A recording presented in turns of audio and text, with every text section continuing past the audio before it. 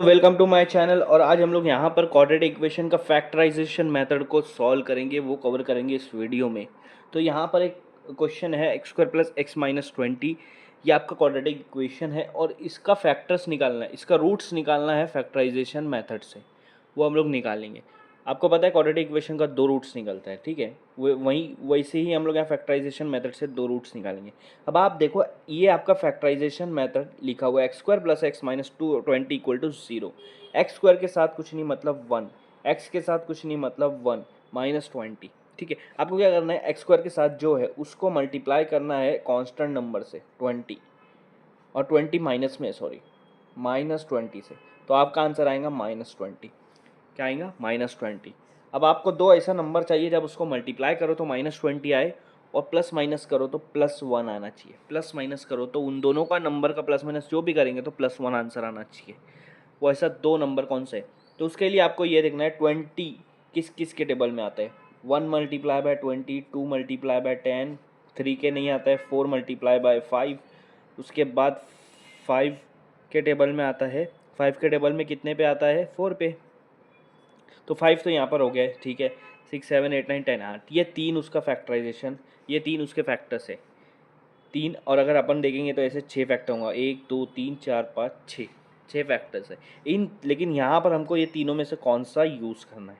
अब आप देखोगे 120, 20 और 1 को अगर लेंगे मल्टीप्लाई करने पे 20 तो आएगा, लेकिन प्लस माइनस करेंगे 20 में से 1 गया तो 19 आएगा, 1 नहीं आएगा।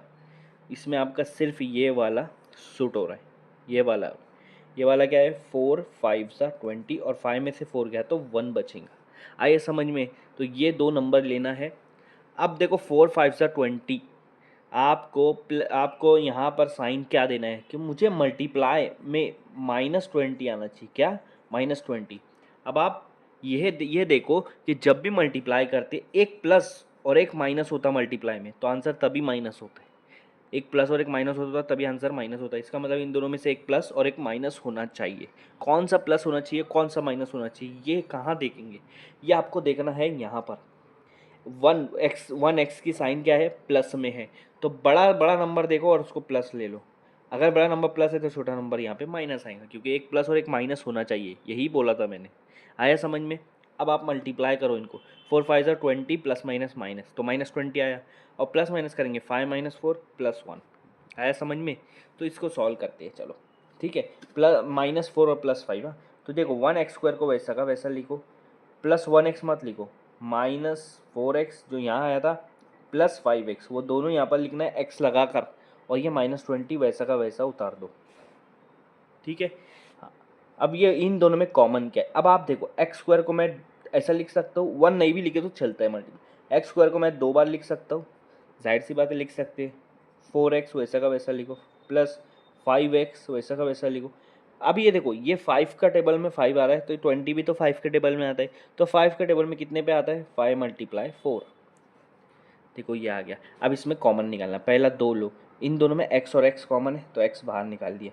अगर पहले वाले में x बाहर निकाल दिया तो क्या बचेगा, सिर्फ x बचेगा या माइनस बचेगा। इसमें से भी x गया तो सिर्फ 4 बच रहा है, x माइनस 4, ठीक है।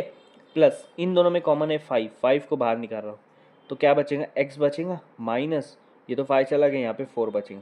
अब आप अगर देखोगे तो ये ब्रैकेट और ये ब्रैकेट हमेशा सेम आएंगी, तो इसको कॉमन बाहर निकालना है आपको, x माइनस 4। और दूसरी ब्रैकेट बनाना है जिसमें ये दोनों लिखना है, एक्स प्लस 5, दोनों को 0 से इक्वेट कर देना है, ठीक है।